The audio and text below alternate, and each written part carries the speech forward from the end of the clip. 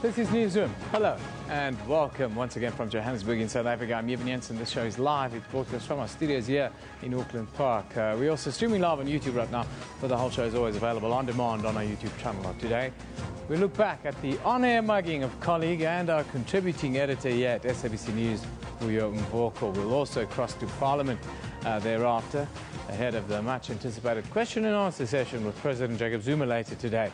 We ask then, how do we strengthen and harmonize arts education and training policies on the African continent? Our book of the week deals with xenophobia and the displacement of people.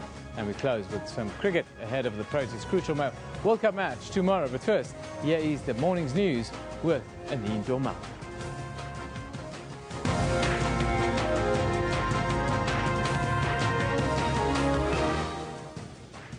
Good morning, I'm Anine Dormal. Let's just have a look at the stories making headlines today. Footage of the SABC contributing editor Vuyo Mvoko being robbed a few minutes before going live on air has sent shockwaves throughout the country. The video showing the mugging currently has more than 200,000 views on YouTube. The SABC crew were robbed of cell phones and laptops in front of the Milpark Hospital while covering a story on Zambian President Edgar Lungu. During the incident on Barry Herzog Drive, the attackers seem oblivious to the fact that they are being filmed.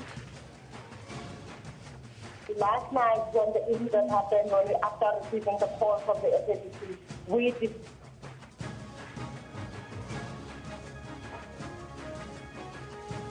were being marked. Last night, when the incident happened, after receiving the call from the SABC, we dispatched the car to the studio so that they could speak to the SABC members. Unfortunately, they were still traumatized, so they will be speaking to our members this morning at Milpark Police Station so that they can take their statements and then we'll proceed with the investigation.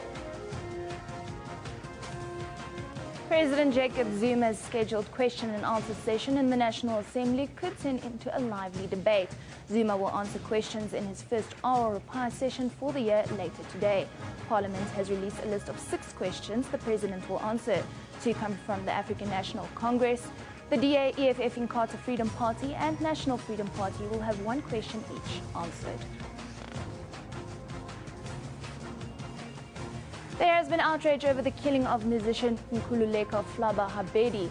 Chaos erupted outside Alexandra Magistrates Court yesterday, where Habedi's girlfriend appeared for allegedly stabbing the musician to death.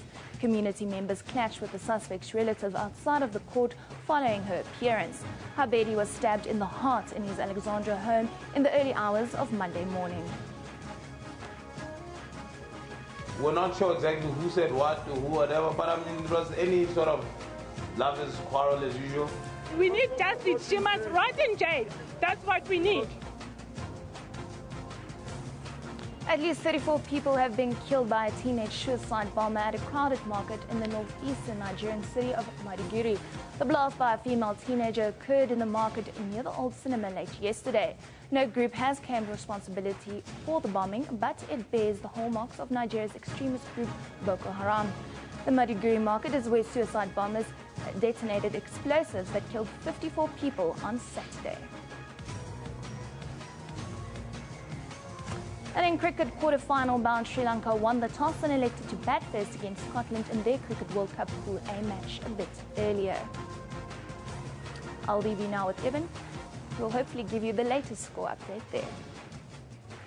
Yeah, thanks, Anine. I can. Actually, I see Sri Lanka, they've lost a few wickets. They're 342 for the loss now of 9 wickets, in danger of not completing their innings after 48 overs. Hundreds there for Kumara Sangakkara and Tilakaratne Dilshan a little bit earlier.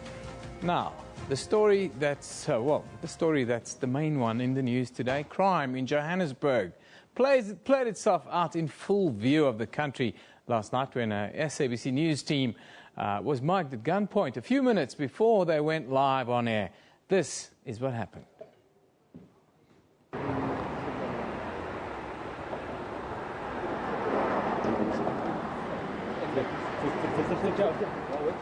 Okay, sorry.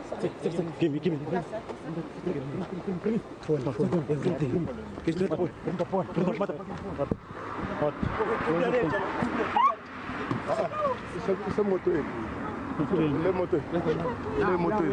No, not for next. Give me, sir. No, it's not easy.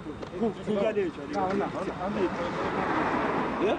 You can't come and keep. We're being mugged. We're being mugged. I was literally seconds before going on air for the 7 o'clock bulletin. I'd just done one at 6:30. And these guys just came. In fact, I was confused because remember, as you stand there, I was the only one with the light on. The light was on me. So everybody else was you can't see the other people because they're outside of the sort of little portion that's being lit. And then here comes this person like looking for a phone, and I had my phone in my hand because I had just spoken to the executive producer about the crossing we're about of the bulletin, about the crossing we're about to do. And then someone comes, I'm like, hey, what's your problem? You know? And then suddenly I'm like, it's all these strangers I don't know. Because I was wondering, I mean, who could like possibly, you know, disturb me while they know that we're like literally seconds before going on air? And it was this guy, so they were trying to, so he was looking for the phone. So because I wasn't giving him the phone, then he calls the other one who has a gun to say, you know, Dubula Lenja or something like that, you know. Sure. So at that point, like, you know, Sophie and them scream, just give him the phone, you know. So I give him the phone, and then, you know, they took, I think about 2 or 3 phones, my phone, Sophie's phone, I can't remember who else's phone. But also the laptop that we're using to, like, you know, do the crossing, that was linked to the van, the DSNG van that we were using. We went to sort of call the police because remember we still had equipment lying around there because we didn't know whether someone's going to come back, take the cameras and everything else that they had left behind. So the police then came. Yeah, we're still busy with that. We are all shocked, but I think what is important for SABC and our colleagues is no one was injured. Yeah. We are very glad that there was no one who was injured, and we will always support our colleagues. Yeah. But you know, crime is all over around the world. It's not just South Africa, but really it is bad that people can just go, I mean, when people are doing their work and try to rob them. But we are happy that they are still alive, and we will always support them. Yeah, it was a shocking incident. Still traumatized the team. We couldn't get them in today. We couldn't even contact them because, as you heard, their phones were stolen in this incident. Now, this news crew, Vuyo and his team, they were preparing for a live crossing on Zambian President Edgar Lungu's arrival in the country for medical treatment. President Lungu will undergo medical tests and possible surgery at the Mill Park Hospital to treat a narrowed esophagus. He arrived in South Africa late yesterday. Lungu collapsed in Lusaka over the weekend. I'm okay. As you may be aware, I was unwell for a while. I was in hospital, and our doctors thought it's important that I take further examinations and, if need be, some surgery or whatever they will prescribe. So that's why I'm here. But how do you feel? No, I can run. I can continue working, but you can't take these things for granted because what they detected, they said could prove fatal in the near future or in the far future. So they think it's better to stitch it in time. You are very upfront in terms of what's happening. We're coming from a history of having lost 2 heads of state in office, and I think the nation is anxious to know the state of their president. And so it's imperative that I come out and explain to them where we are. And if I'm unfit for duty, I would tell them on the first one to say, sorry, I can't continue. That's what I told them. And that's what this should be. Yeah, that was the story being covered. When the mugging happened, we can't tell you, more than 200,000 views on YouTube alone, other social media feeds full of what happened to our contributing editor and his team, Vuyo Mboko, last night. Let's take a look at some of the tweets that people have been sending in on the Twitter feed. Sizwe Batwa says, Vuyo Mboko, new South Africa 20 years later. Good story to tell. Sizwe, I was robbed in 1998 while doing a live crossing at the France 98 World Cup. So it's not an indictment of South Africa. Jojo Isaac, I know that crime in South Africa is out of hand, but I never thought it could be even committed to journalists reporting live on television. It happened to me also, JJ, but that was before the time of social media, and we didn't make such a big fuss about it. Pumlani Dube says, I'm glad William Walker and Sophie Mokoena and Criselda Lewis are safe after the mugging. Glad nothing worse happened. Yes, that is sentiment. Thank you, Pumlani, that everyone here at the SABC has today. We are glad that they are safe. There's reality TV, and then there's real reality TV. Hashtag William Walker, says Gwen Lister. The good news is nobody got injured. Phones can be replaced. RG Patuni says, wow, South Africa has become a jungle. Mugging on live TV. That's a world record. No, RG, it's not a world record. I checked on YouTube today. There were 5 pages of live muggings of reporters on TV. So it's not only happening in South Africa, it's happening all over the world. Go to YouTube if you don't believe me. It says, type in there, mugging of TV crew on live TV. There are quite a few. There's even one where they pull the jewelry off a woman while she's doing live camera work. So let's take a look at the picture of the day now. This one comes from Mr. Ntshinde at Fundile Ntinde, who says, the dumbest criminals robbing Vuyo Mboko and the team live on TV. There are the pictures that was put up by the man. Those are the gentlemen. We have to say the place where they were robbed is also known as a hijacking hotspot here in Johannesburg. If you see those men anywhere today, please go to your nearest police station. If you see them around the Mill Park area, please go to the Mill Park police station and tell them where you've seen these gentlemen. Muggings and carjackings in that specific area has been a problem for the last 15 years. So please, these are the gentlemen that perpetrated this crime in full view of the world. Today's tweet, well, it comes from Gananelo at Kesagwale. It says, criminals who rob William Walker and his crew are not a reflection on me or you. Using this crime to talk South Africa down makes no sense. That's why it is our tweet of the day. Thank you to Gananelo. That is the sentiment that we share here at Newsroom today. There's no point in talking South Africa down because of this crime that happened live on TV. It happened to me 15, 17 years ago now at the World Cup opening match, mind you, where I was robbed while standing by to do a live report. So let's not talk South Africa down and say, oh, the country is now going to the dogs because a mugging happened live on television, as we've seen through our social media today. Now, the big story today. President Jacob Zuma will answer questions in his first oral reply session for the year. That'll be later live on this channel. It is expected that the scheduled session in the National Assembly could turn into a lively debate. 6 written questions have been submitted to Parliament for today's session, 2 from the African National Congress and 1 question each from the Democratic Alliance, the EFF, the Inkatha Freedom Party and the National Freedom Party. Now, to talk to us about what we can expect in Parliament today, we are joined live by our parliamentary reporter, Mandalisi Dubasi. A very good morning to you, Mandalisi. Thank you for joining us on Newsroom. Good morning, Evan. Mandalisi, what's the expectation from Parliament when the President takes to the podium there later today? Well, Evan, judging by what the opposition parties are saying and are vowing that they are going to do this afternoon, we can expect the usual drama that we have become so accustomed to in the past few months now since the 21st of August last year. You would remember that that was when the economic freedom fighters came up and asked President Zuma when is he going to pay back the money that was used for security upgrades in his home in Nkandla, and how is he going to pay it via credit card or through ShopRite checkers or in whatever form. That question, if you recall, Eben, it disrupted the whole proceedings of the House. What they are saying now is that since that was disrupted, the rules, especially Rule 111.6, states that the President, if he has been disrupted in answering those questions, he should start where he was disrupted.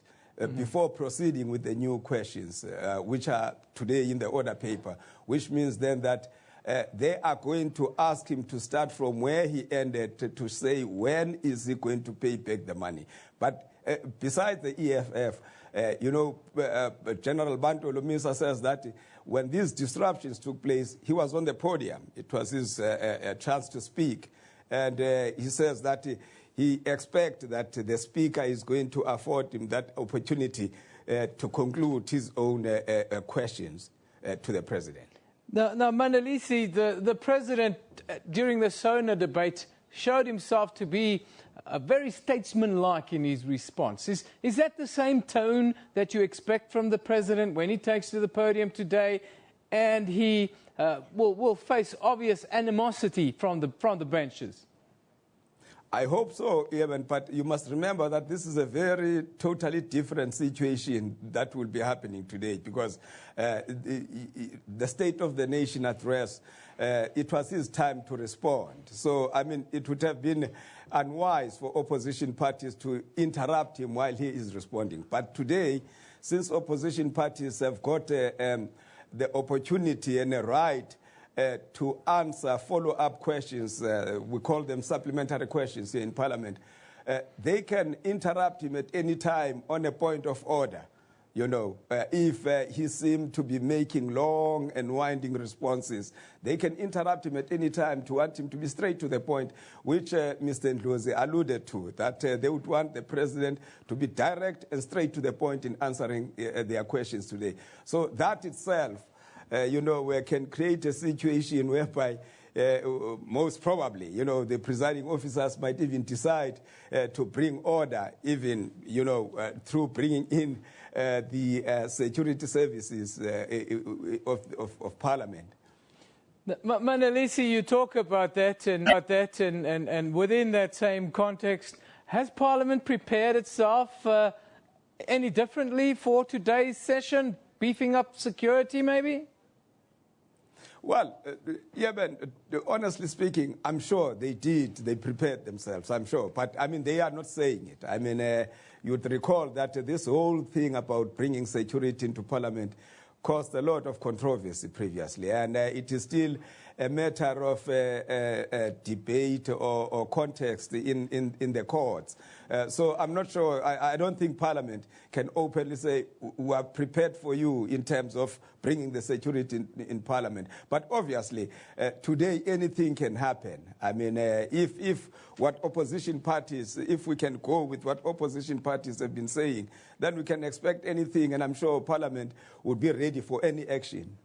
Mandalisi, will the credibility of Parliament once again be on the line today? And is this something that you think the opposition parties would be aware of, especially in light of what's happened in the recent past? Well, even in my view, I mean, talking, based on the fact that I've been here since 1994, since the other 5 years when I was not here, I mean, Parliament has already lost quite a lot of credibility. I mean, the way things happen in Parliament, I mean, I've never seen anything like this. Parliament has always been robust. I mean, the first Parliament, when they were discussing the Constitution, I mean, the drafting of the Constitution's debate were very, very robust. I've never seen anything like this. And if anybody says that, these are usual debates, I think that really one might be accused of having been living under the stone, I mean, all these years. But as for what the opposition think, I think it works in their favor in the sense that I'm sure they are so, prepared to keep this conversation going on, especially with regard to Nkandla, hoping that maybe it might even spill over into local government in 2017. So as for opposition parties, I think within the short to the medium term, it still works for them. I mean, they still get a lot of coverage. And I don't think they would be in a hurry to stop this conversation anytime soon. Mandalisi, in conclusion, before I let you go, there were also some other questions put forward, written submissions, those were. Which are the ones that the opposition parties put forward? Which are the ones that stand out for you?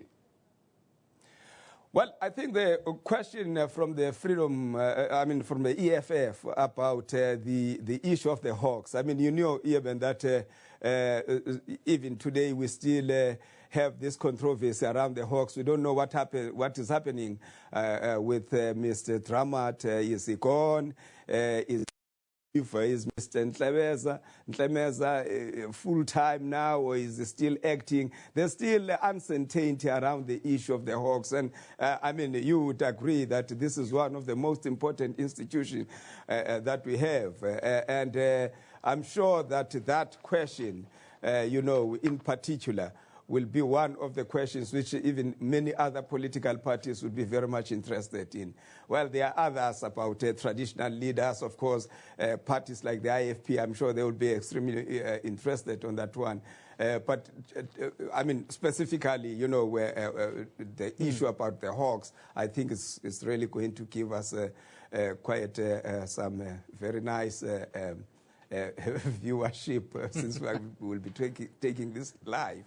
Thanks, Manalisi. It will be, I'm sure it will be a riveting day, an interesting day. The opposition parties, they've waited a long time to get the president to respond in Parliament, and I'm sure they'll try and steal a march and make it count. Now, we move on. An increasing number of public servants are lying about their qualifications, and that has prompted government to take a firm decision to crack down on the culprits. In a recent briefing to the National Assembly's Portfolio Committee, the Department of Public Service and Administration disclosed that 640 cases of fraud or misrepresentation of academic qualifications were uncovered during a verification process.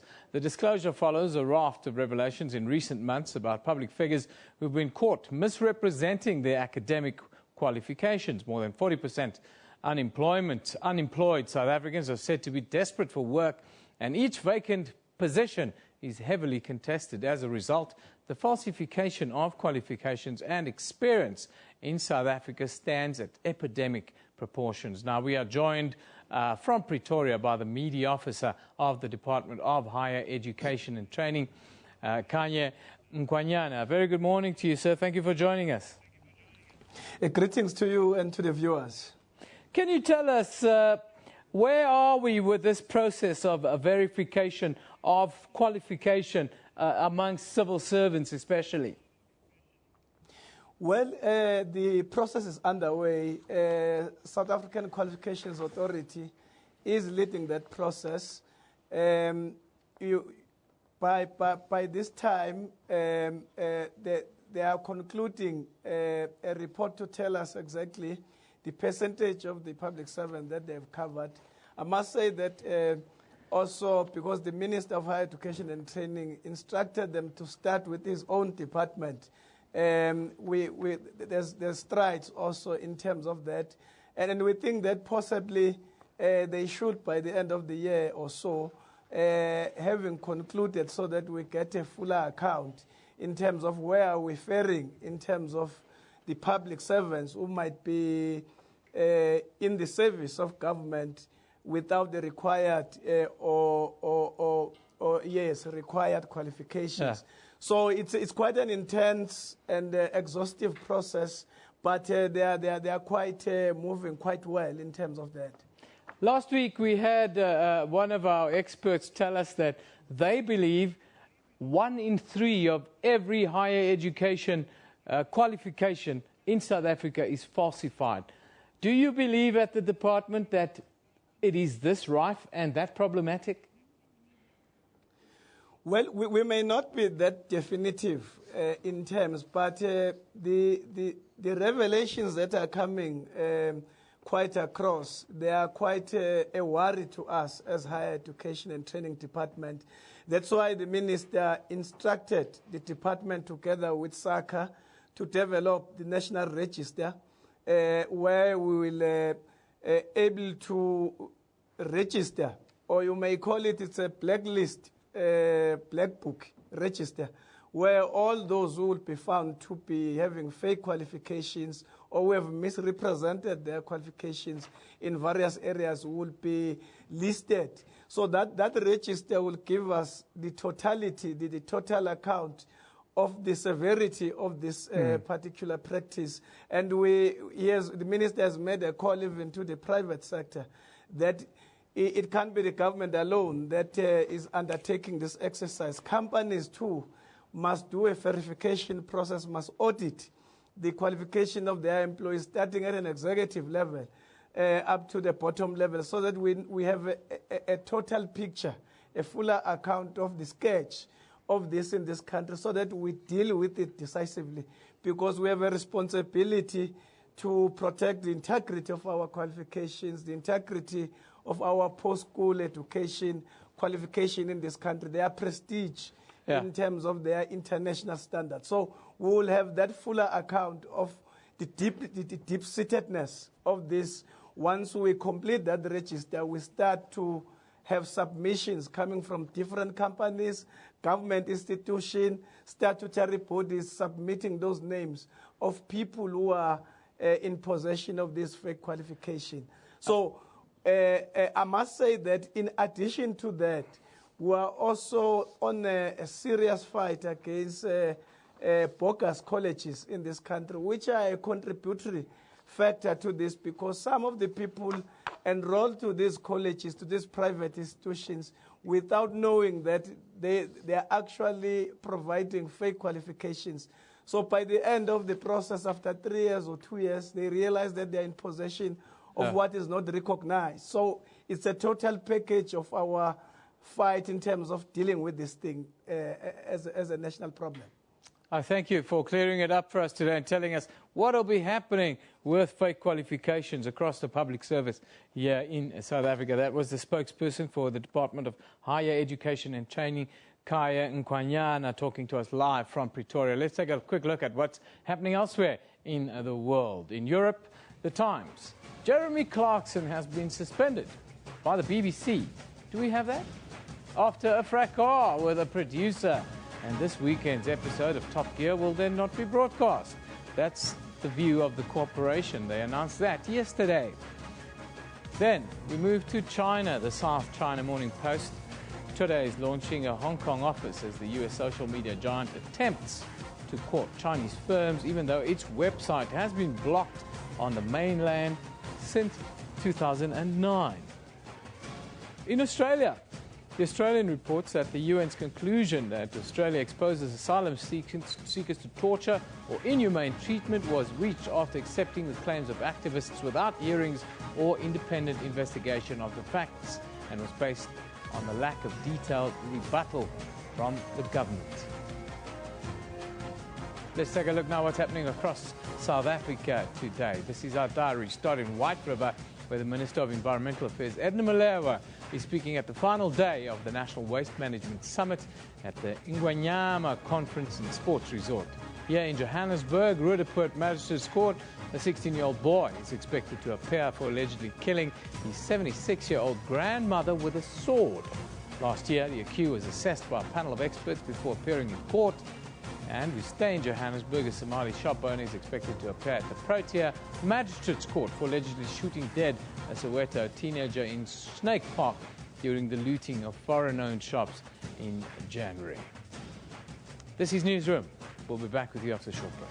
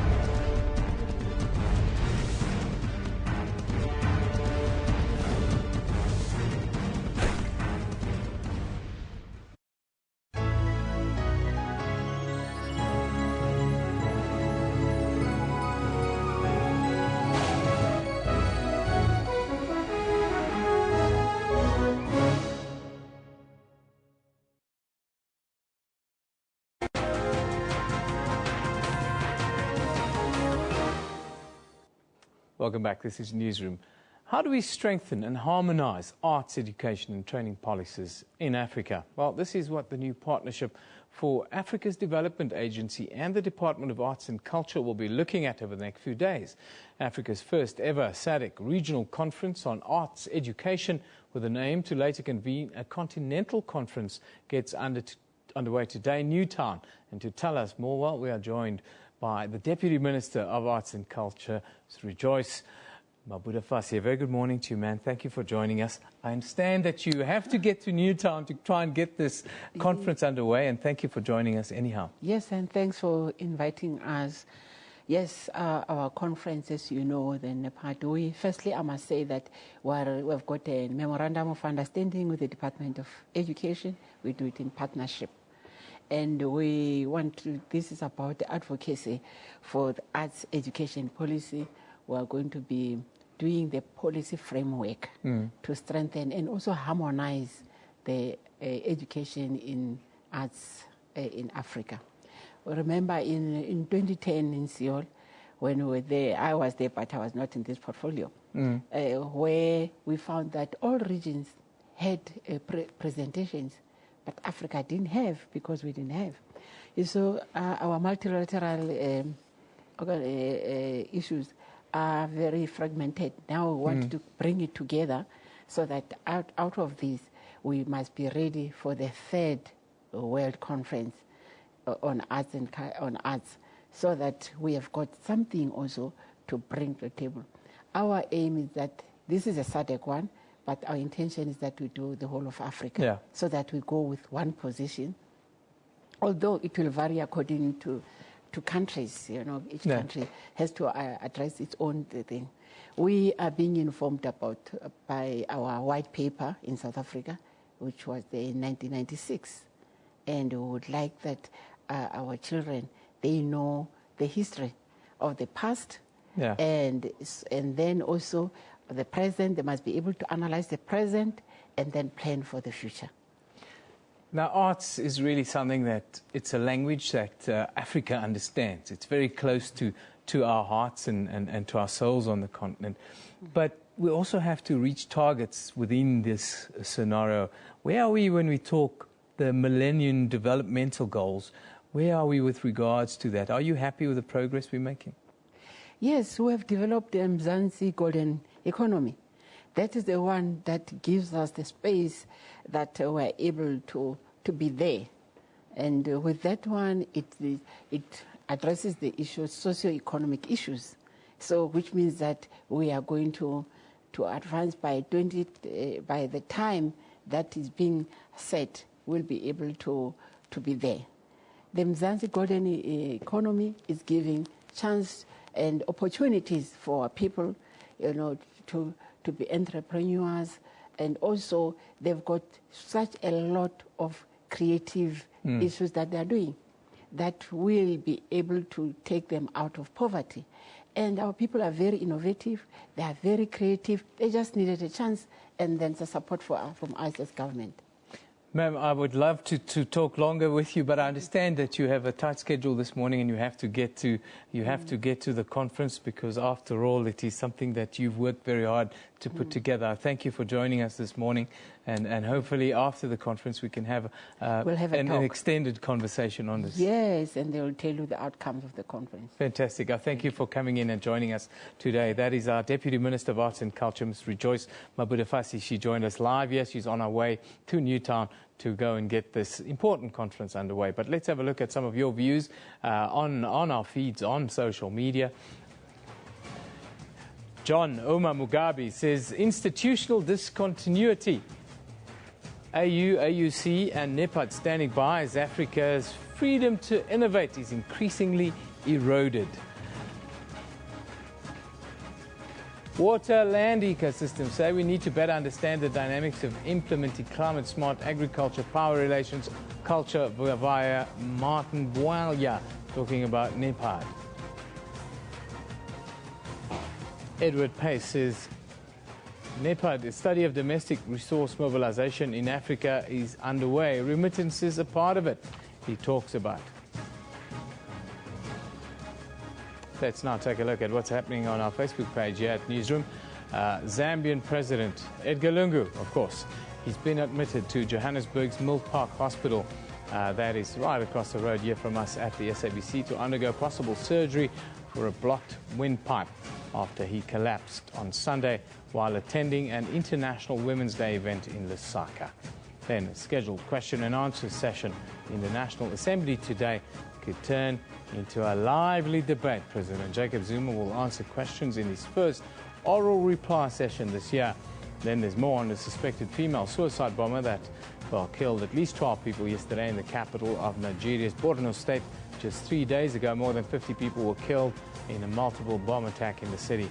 And currency analysts say South Africans should not worry about the possibility of the Reserve Bank hiking interest rates soon as a result of the rand's volatility. You can find all of those stories and a whole lot more on our Newsroom Facebook page. Also, we are on sabc.co.za/news for all the latest updates all of the time. Newsroom will be back with you after a short little break.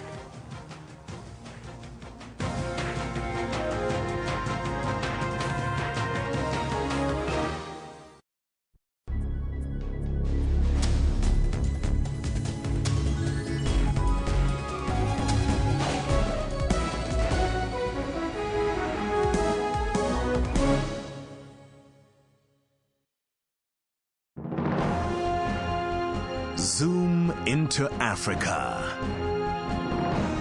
This is Gabon. The president is Mr. Ali Ben Bongo. Gabon got independent from France on August 17 in 1960. The population is over 1 million people. One of the major languages spoken is French. Monetary unit is CFA.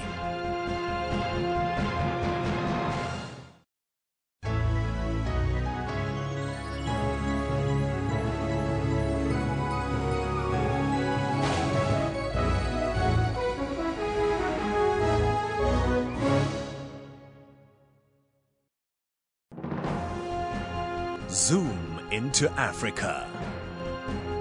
This is Mali. The president is Mr. Ibrahim Boubacar Keita. Mali got independent from France on 20 June in 1960. The population is more than 16 million people. One of Mali's major languages spoken is Arabic. Monetary unit is CFA.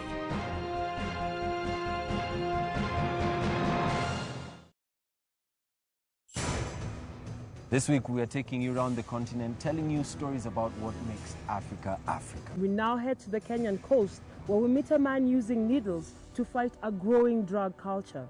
A recent study revealed that there are 850 drug addicts in Diani alone, with over 220 using injectable drugs such as heroin. In my community, I've seen a lot of these people suffer. The Journal, every Saturday at 1:30 on SABC News.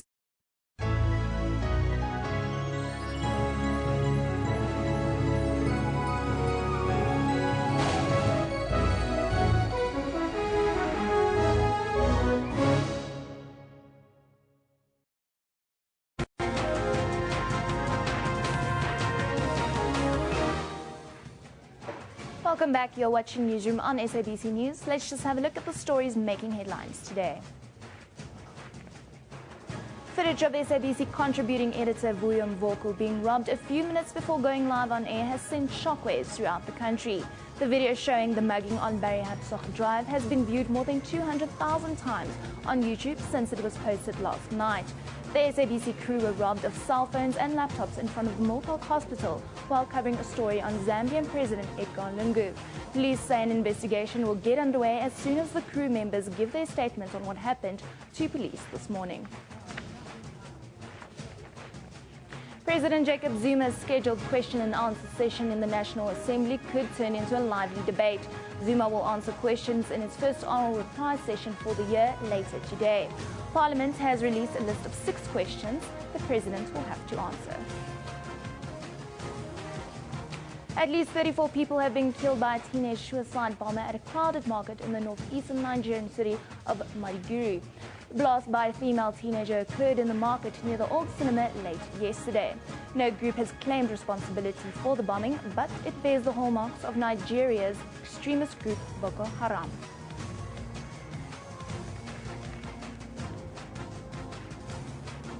Remember, you can find all of those stories on Facebook. Just look for Newsroom. You can also follow us at SABC Newsroom on Twitter. Kevin, back to you. Thank you very much, Anine. Now, Sanctuary is a book based on how the Central Methodist Church in downtown Johannesburg and its controversial bishop, Paul Verreyn, came to offer refuge to people who have nowhere to go. Some who were displaced from their homes during the 2008 xenophobic attacks. Now, Krista Colgan is a freelance writer based in Johannesburg. In 2010, she was awarded the Ruth First Fellowship at Wits Journalism and gave the Ruth First Memorial Lecture on the refugee crisis at Central Methodist Church in Johannesburg that led her to writing the book Sanctuary, how an inner city church spilled onto a sidewalk. Today, Krista joins us here in studio. Very good morning to you, Krista. Thank you for joining us. Good morning. Thanks for having me. Interesting story. It was a very dark time, one would think, if one looks back at the 20 years of democracy, 2008 xenophobic attacks. Just tell us what brought you to writing this book. Right. Well, I have lived in Johannesburg for over 20 years, worked with many NGOs, started doing more writing about social development issues, and the situation at Central Methodist caught my eye in the headlines in 2008, 2009, and I wanted to understand, how did this happen, that thousands of people were living in a church? So that's how I came to spend time there. And I learned also that the story of the church, in a way, is the story of downtown Johannesburg, looking at the city and developments in the city through the window of a particular, organization, a particular church experience. Now, this deals with the fallout from 2008 and a sort of story that developed, or the storyline that developed out of there. What about the recent attacks that you've seen now?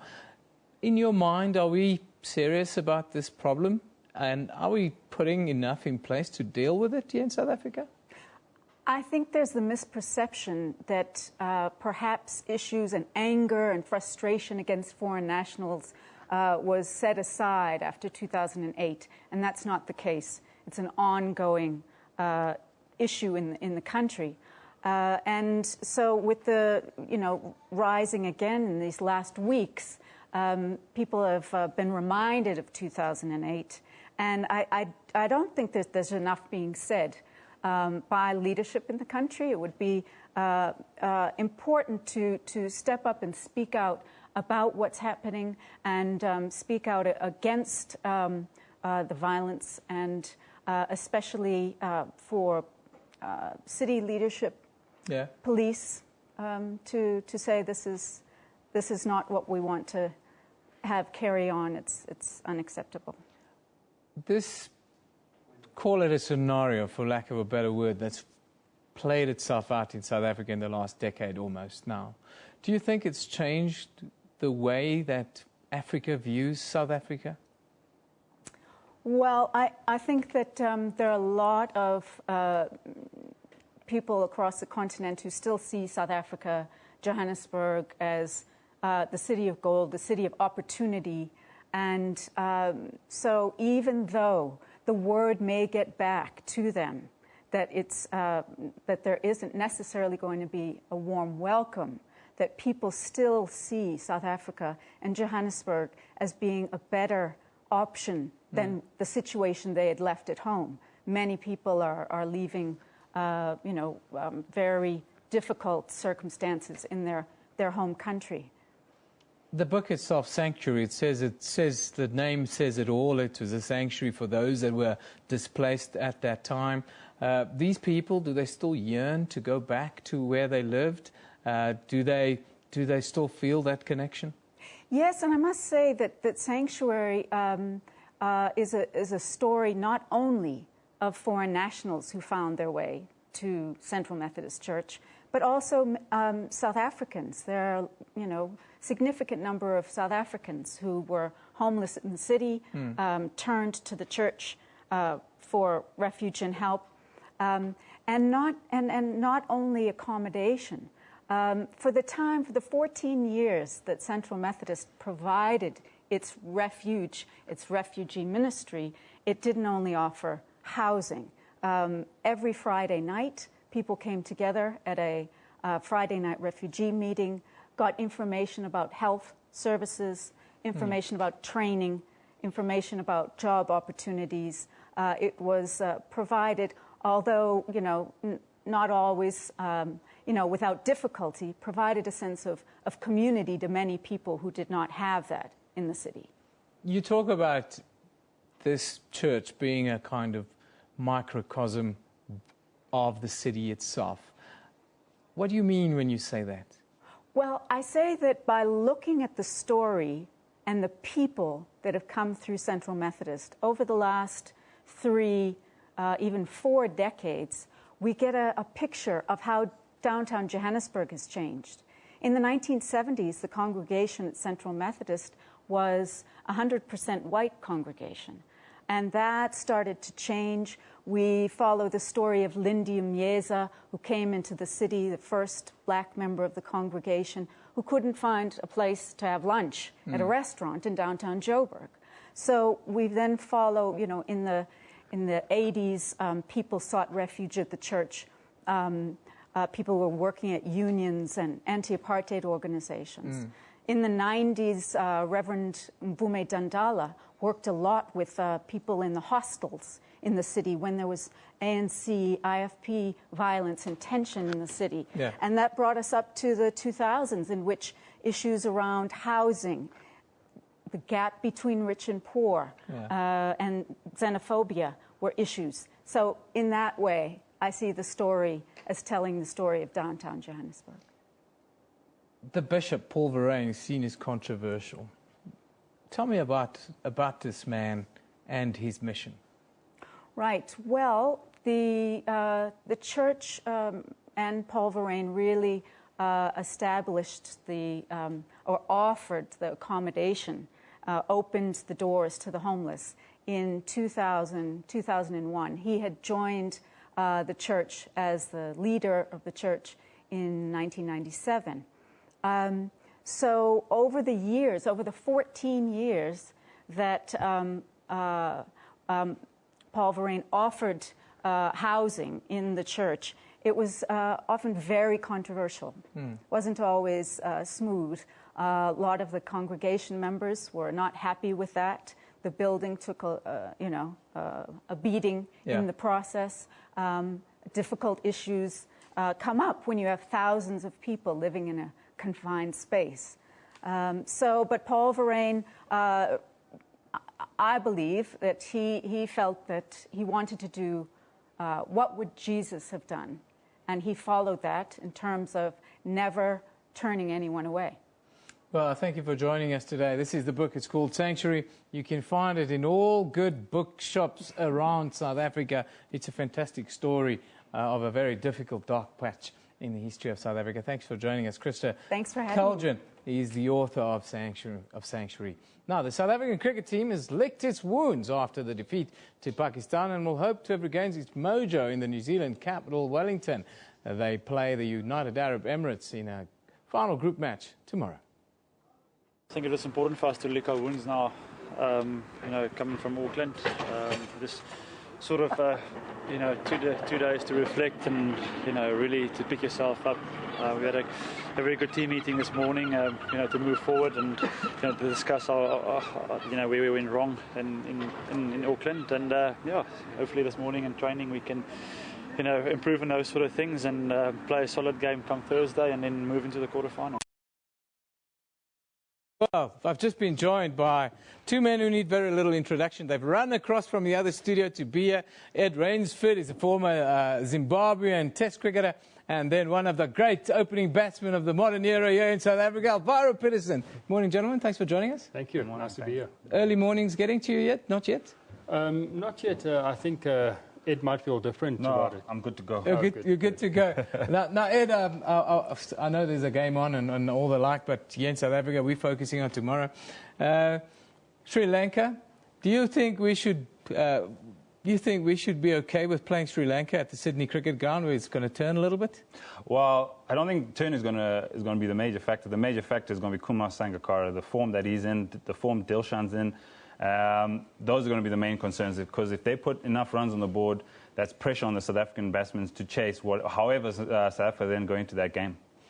Fari, you know the Sri Lankans very, very well. A tough side, and they probably get an extra arm in a sort of knockout game like this, isn't it? Yeah, they're a good side.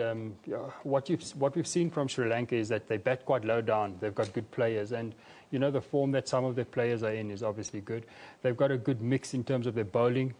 Malinga's coming to form now, so they're a good side, and they're coming to form. You know, in terms of the team as a whole. Yeah. So which makes it very difficult from a South African point of view. But having said that, South Africa's got some great players, and I think South Africa's got the skill and the determination to do well and do well in this competition. What do you make of that batting collapse against Pakistan over the weekend?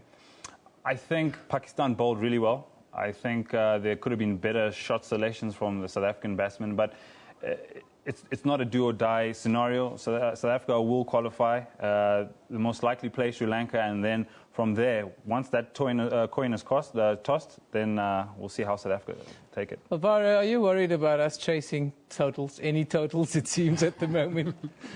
Well, judging from the past, I think every South African is worried at this stage. You know, but from a team point of view, the guys addressed it. They came out to the media and they said, you know what, we let ourselves down. So yes, there will be some worries, but at the same time, I think South Africa's got the talent and the skill to do it, and you can only do it when you're in that situation. And that big moment is coming around now, certainly in the quarterfinals, and I'm sure they'll turn it around, or would like to turn it around. Well, gentlemen, I know you've rushed over here to come and give us your views. Thank you for coming in and doing it quickly. Of course, Ed Rainsford and Alvaro Peterson joining us here. They have to run back to the other studio because there's a game on, Scotland against Sri Lanka, who will probably play in the knockout stages. Sri Lanka, they batted first 363 for the loss of 9 wickets, and I can tell you Scotland have just lost a wicket. I think Lasith Malinga picked up the first one. They're 3 for 1 after the first over.